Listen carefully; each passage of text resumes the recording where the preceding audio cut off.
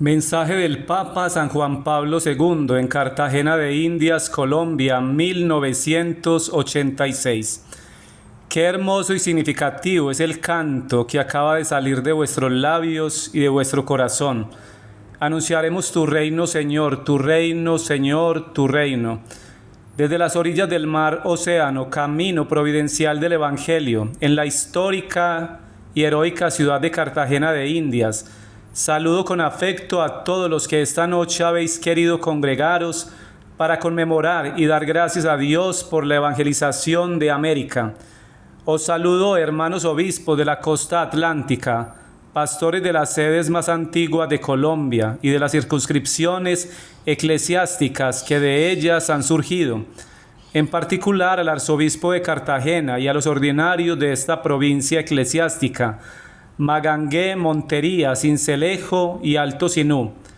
Os saludo, sacerdotes misioneros, religiosas y laicos comprometidos, que continuáis con ejemplar dedicación la labor de llevar el Evangelio a todos los ambientes. Os saludo, fieles de Cartagena y de la costa, que con gozo y entusiasmo habéis esperado este encuentro de fe y amor. Nos hallamos al pie del Cerro de la Popa, desde donde la Madre de Dios, la Virgen de la Candelaria, cuya venerada imagen vamos a coronar solemnemente, protege desde hace más de 4 siglos al pueblo que aquí peregrina.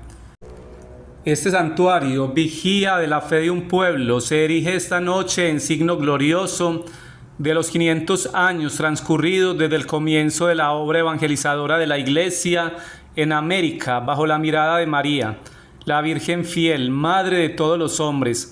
Os invito a profundizar en lo que ya indiqué en la ciudad de Santo Domingo, esto es, en el significado y las perspectivas de la celebración de este centenario que viene precedido de una novena de años. Desde hace ya casi 5 siglos resuena en estas tierras el salmo de alabanza a Dios por haber recibido la fe en Cristo resucitado. Alabad al Señor todas las naciones, porque es fuerte su amor hacia nosotros. Los primeros misioneros llegaron a vuestras tierras impulsados por el celo ardiente de hacer que todos los pueblos conocieran y vivieran la redención, alabando a Dios por su bondad. A la vista de inmensas regiones todavía no evangelizadas, se preguntaban como San Pablo: ¿cómo van a invocarlo si no creen en Él? ¿Cómo van a creer si no oyen hablar de Él? ¿Y cómo van a oír hablar sin alguien que proclame? ¿Y cómo van a proclamar si no los envían? De este modo, los primeros misioneros fueron fieles al mandato del Señor y a la naturaleza misionera de la Iglesia, en virtud de su obediencia a Cristo. La Iglesia ha enviado incesantemente evangelizadores a todas las regiones de la tierra y a todas las situaciones humanas para gloria de Dios y salvación de todos los hombres. Anunciaremos tu reino, Señor. Sí, anunciad a Cristo en vuestra vida y en vuestra cultura, es decir, a partir del Evangelio recibido en lo más hondo de vuestro ser y en la raíz de vuestro modo de vivir. El Evangelio ha penetrado vuestra cultura hasta el punto de hacer la expresión de los valores salvíficos para vosotros, para vuestros descendientes y también, ¿por qué no?, para otros pueblos que todavía esperan recibir el anuncio evangélico. La vida de las iglesias particulares fundadas en América Latina ha seguido un proceso de continuo crecimiento en la fe mediante un ininterrumpido anuncio del Evangelio, que ha encontrado hombres, instituciones y culturas en quienes encarnarse hasta llegar a constituir en verdad un continente marcado por el sello de la fe católica y dispuesto a colaborar responsablemente en la evangelización universal. Todos sabemos muy bien que la fe viene de la predicación y la predicación por la palabra de Cristo, de Romanos 10:17. Tal fue la encomiable labor de una legión de predicadores bien organizados que, impulsados por su ardor misionero, remontaron corrientes de ríos, atravesaron montañas y surcaron valles anunciando el mensaje evangélico.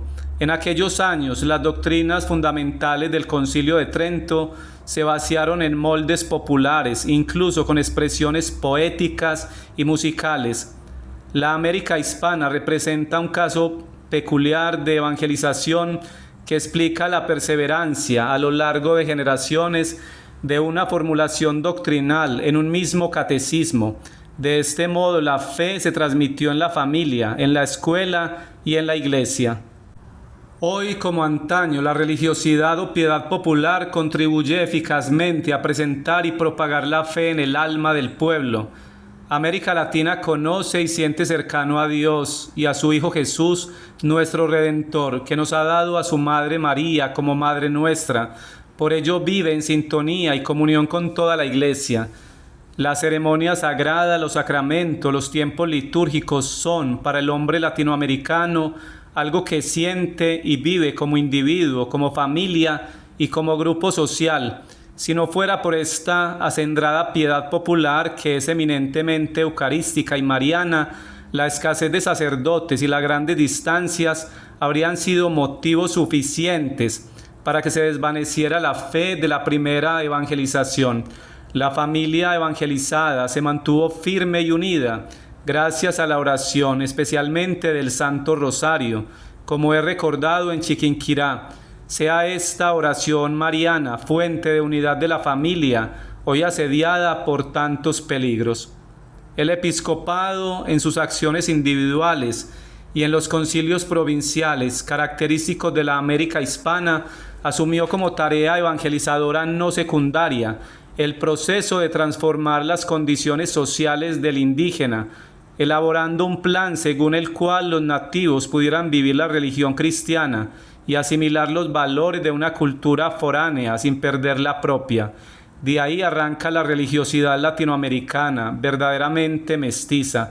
Habría que destacar la labor de defensa de los derechos de los indios, emprendida por los religiosos y misioneros en medio de dificultades, y llevada a cabo por obispos de la talla de Juan del Valle, Agustín de la Coruña y Luis Zapata de Cárdenas, que consiguieron una legislación social más justa.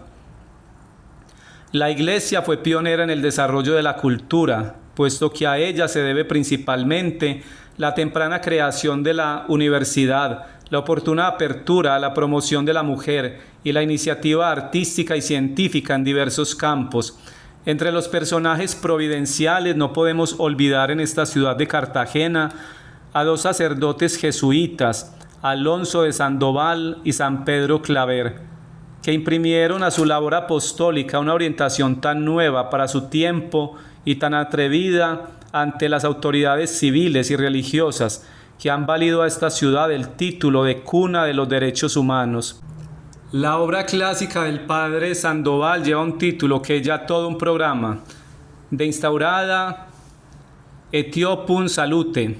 Se trataba de una cruzada que con armas espirituales conquistaría para Cristo una nueva raza, abriendo camino para la futura evangelización de África, para la abolición de la esclavitud en América y para el decidido pronunciamiento de la Iglesia en contra de la segregación racial. Esta labor liberadora no se limitó a razonamientos escritos, sino que se llevó a la práctica en la asombrosa actividad de San Pedro Claver, que se llamó a sí mismo esclavo de los negros para siempre, según consta en la fórmula de su profesión religiosa. Esta ciudad de Cartagena fue testigo de su vida, un martirio continuado de casi 40 años, demostrando al mundo cómo la fuerza de la fe y la gracia del sacerdocio purifica y perfecciona la entraña de una cultura, ya que los esclavos, instruidos por la palabra de Dios y renacidos espiritualmente por el bautismo, obtenían la más profunda liberación. Así, por ejemplo, cuando las naves que transportaban los esclavos se acercaban a estas costas, el primero que subía a ellas era Pedro Claver para atender a los enfermos y necesitados. Se consagró por completo a la misión de catequizarlos pacientemente, bautizarlos y defenderlos con valentía de todos los abusos.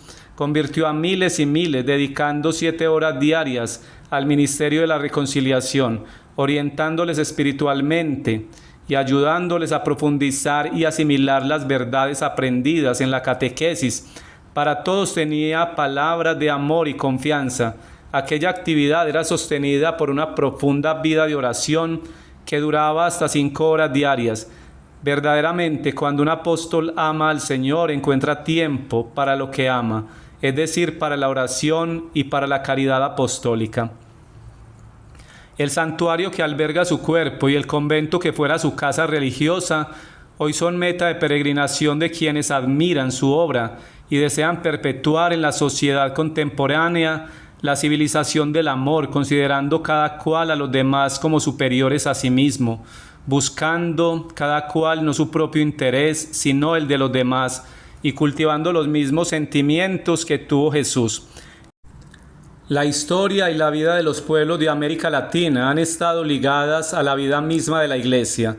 El anuncio del Evangelio ha configurado el rostro peculiar de estas amadas comunidades y han sido motor y garantía de su progreso. Sentíos orgullosos de vuestra historia, de lo que sois, y comprometed más vuestras energías en la tarea de una nueva evangelización. 500 años de presencia del Evangelio significan para este continente muchas gracias recibidas de Dios, gracias de las que tiene que dar cuenta la Iglesia en América Latina, respondiendo con valentía a su compromiso de evangelizar a las culturas. Se recibe la fuerza divina del Evangelio para responsabilizarse de una tarea evangelizadora sin fronteras.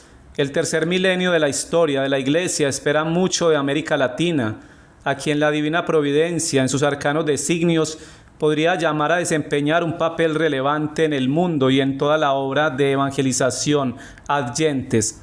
Por ello, en esta hora importante os exhorto a un compromiso conjunto de pastores y fieles. Este compromiso misionero tiene para vosotros una característica peculiar: llevar el Evangelio a las culturas y situaciones humanas. San Pablo, en el texto bíblico con que hemos dado comienzo a nuestro encuentro, nos recuerda que la fe se recibe en el corazón y se expresa con los labios y con la vida. Con el corazón se cree para conseguir la justicia y con la boca se confiesa para conseguir la salvación. Romanos 10:10. Los labios, la palabra, vienen a ser como la expresión de toda la cultura, el instrumento para la proclamación del misterio cristiano. Este es el verdadero proceso de inculturación mediante el cual la palabra de la cultura de cada pueblo se vuelve apta para manifestar y pregonar a los 4 vientos que Cristo es el Hijo de Dios, el Salvador, que ha resucitado y es el centro de la creación y de la historia humana. Así pues, la fe recibida en el corazón de cada persona y de cada pueblo se expresa y vive de modo permanente en la propia cultura, cuando ésta ha sido impregnada por el espíritu evangélico, que es el espíritu de las bienaventuranzas y del mandamiento del amor. La cultura está relacionada con la religiosidad y también con las situaciones socioeconómicas y políticas. Los obispos latinoamericanos reunidos en Puebla siguieron las directrices y la práctica evangelizadora de San Pablo, contemplaron la integración de la cultura en la evangelización bajo la visión teológica original del señorío universal de Cristo resucitado. El discurso de San Pablo en el Areópago de Atenas viene a ser el paradigma de toda inculturación.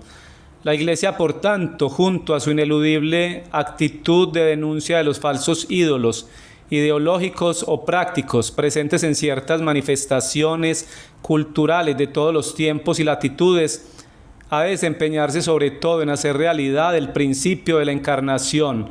En efecto, Cristo nos salvó encarnándose, haciéndose semejante a los hombres. Por ello la Iglesia, cuando anuncia el Evangelio y los pueblos acogen la fe, se encarna en ellos y asume sus culturas. La misión, que es el dinamismo de Cristo presente en la Iglesia, implica exigencias de inserción en cada pueblo, de respuesta a sus legítimas aspiraciones a la luz del misterio redentor y de búsqueda de medios concretos para evangelizar cada situación cultural. En el panorama actual de la Iglesia en Colombia no faltan incentivos y signos claros de la providencia divina que urgen a una acción pastoral renovada en vistas a un a un mejor proceso de evangelización. Recordemos algunos de estos signos de gracia que son también exigencias de renovación. El ansia creciente de la palabra de Dios que se nota en vuestras comunidades y que se convierte muchas veces en una actitud de oración y de compromiso de caridad, pide por ello mismo una dedicación prioritaria en el campo de la proclamación de la buena nueva, especialmente por una catequesis a todos los niveles, sobre todo en la familia y en los ambientes juveniles. Esta dedicación a la formación catequética llevará espontáneamente hacia una celebración litúrgica más consciente y participada, que debe influir en la experiencia de una vida nueva en el Espíritu Santo, a nivel personal y social. De esta manera, el pueblo sencillo, religioso por naturaleza, encontrará en las celebraciones litúrgicas y en la práctica de la piedad popular motivaciones suficientes para dar razón de su fe, y los ambientes descristianizados hallarán cauces culturales que los conduzcan a su reencuentro con el Señor. Nunca será demasiado el esfuerzo de los pastores por fomentar en el cristiano una mayor coherencia entre fe y vida ante las transformaciones culturales, políticas, económicas y sociales de la sociedad actual. Nos encontramos tal vez ante uno de los mayores retos de la historia, que reclama una nueva síntesis creativa entre el Evangelio y la vida. La Iglesia en Latinoamérica, y concretamente en y desde Colombia, está llamada a dar un alma cristiana a esta situación de cambios audaces y acelerados. Todo cristiano está llamado a una participación más activa e intensa en todos los campos de la sociedad actual. Hay que redescubrir y vivir pues con más autenticidad las virtualidades que emanan del hecho de ser bautizado. Efectivamente, en el bautismo recibe el cristiano la virtud de la caridad que lo capacita para amar a Dios y a los hermanos. Si ejerciendo esta virtud coloca a Dios en el centro de su existencia, como primer valor de la escala de valores, las obras de amor al prójimo fluirán como algo espontáneo y transformarán la sociedad y la cultura, haciéndolas caminar hacia la plenitud evangélica. Esta es la originalidad cristiana. Reto a los creyentes de América Latina, si quieren de veras contribuir con obras y no solo con palabras, al advenimiento de una nueva civilización. Porque hay injusticias tan grandes en nuestro continente, que es mayoritariamente católico. La denuncia evangélica de las injusticias es parte integrante del servicio profético de la Iglesia, que no puede dejar de hablar, pero sabemos que esto no basta. Todo católico, en comunión con los pastores, ha de ser verdadero testigo y agente de la justicia en la animación cristiana de lo temporal y en todos los sectores de la sociedad. Ello es una exigencia evangélica que reclama personas abiertas humildemente a la palabra de Dios, fieles a la acción renovadora del Espíritu Santo, dispuestas a compartir su tiempo y sus bienes para construir una comunidad basada en el mandamiento del amor, una sociedad humana que haya asimilado los valores fundamentales del Evangelio en favor de la dignidad de cada persona, de cada familia y de cada pueblo. Es hermoso comprobar que una familia que crece y se difunde no pierde su unidad. La Iglesia latinoamericana es esta gran familia que al cumplir 5 siglos de existencia extiende cada vez más su presencia a todos los sectores y situaciones humanas, incluso más allá de este continente, pero ha de ser celosa en mantener su unidad frente a ideologías extrañas a su propia idiosincrasia y frente a actividades proselitistas y sectarias que intentan fragmentar la grey de Cristo. Las comunidades cristianas perseveran en esta unidad y comunión eclesial si profundizan en la vida eucarística y mariana con un auténtico sentido y amor a la Iglesia. El episcopado colombiano, que ha gozado de unidad de criterio y ha vivido en edificante comunión eclesial los 75 años de existencia de su conferencia episcopal, sabe que la cohesión interna de pastores y fieles hace creíble y eficaz la presencia de la Iglesia en el mundo. Esta unidad es ya un hecho evangelizador. No olvidéis que cuanto más ligada esté una iglesia particular a la Iglesia universal, en la caridad y la lealtad, en la apertura al magisterio de Pedro, en la unidad de la lex orandi, que es también lex credendi, tanto más esta iglesia será capaz de traducir el tesoro de la fe en la legítima variedad de expresiones de la profesión de fe. Solo a partir de esta unidad se puede pensar en una evangelización de la pluralidad cultural. A esta unidad nos anime la oración del mismo Jesús dirigida al Padre durante la última cena. Que todos sean uno en nosotros, yo en ti y tú en mí. Que todos sean uno para que el mundo crea que tú me has enviado. Juan 17:21. La nueva evangelización de América Latina ha de ser pues promovida por una iglesia orante, bajo la guía del Espíritu. Nuestra difícil tarea tiene especial necesidad de oración.